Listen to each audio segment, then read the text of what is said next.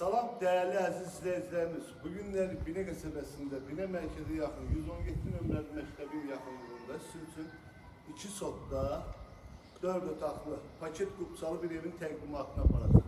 Değerli dostlar, indi inşallah keçirik aşağı keçirik. Birinci mərtəbəni tanış edəcəm. Ondan sonra da gelirik ikinci mərtəbəni sizinle tanış olacaq. Bəli değerli dostlarımız, gördüğünüz gibi həyətimiz 2 sotdadır, 2 mərtəbəlidir. Birlə ikinin arası beton monolitdir, 5 otaqlı evdir. Gaz, işıq, su sayğaclarımız da mövcuddur.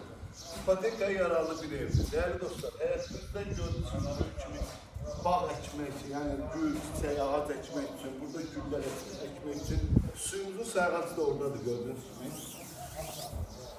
Evimizin de arızası tam küçənin üstündedir. Kesin evin özünə tanış edin. Gəlin.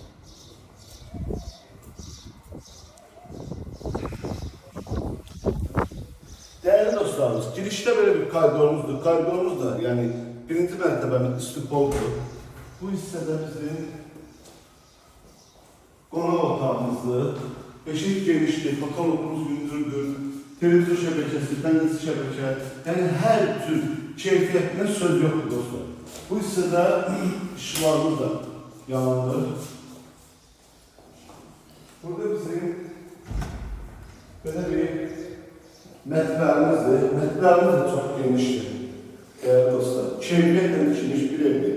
Qiyməti münasib qiymətə verir inşallah gəldidə. Real altında danışıb razılaşma olur. Aşağı mərtəbədəki yataq otağımızdır değerli dostlar.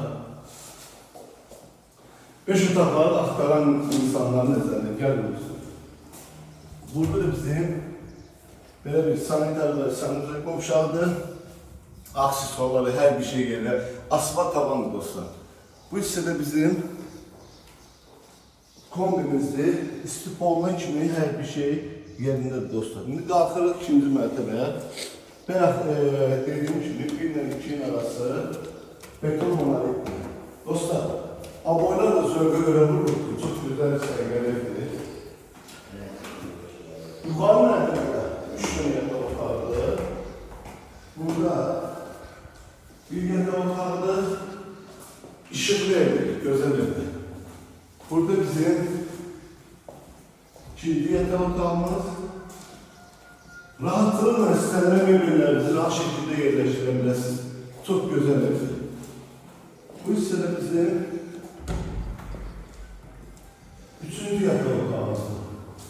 Dostlar, yukarı mərtəbədə 3 yataq otağı, 1 mətbəxli, tamam tuvaletimiz, sanitar və sanitary qovşaqlıqlar değerli dostlar. Bu hissədə de istipol sistemi yığılıb, asma tabanında, aksesuarlarda her bir şey yerindedir. Değerli dostlarımız, evimiz 2 sotda yerləşir. 2 sotda yerləşir. Ya Allah. Operator kardeşim, sen orada kalabilirsin inşallah. 2 sotda yerləşir. Qiyməti 138.000 manata verilir. Paket çadır. Reallıqla gelseniz inşallah yerindedir. Yine de danışın. Razılaşmalar. Allah Allah'ın satana da xeyir versin. Bu ev sizin olabilir. Sağ olun, var olun.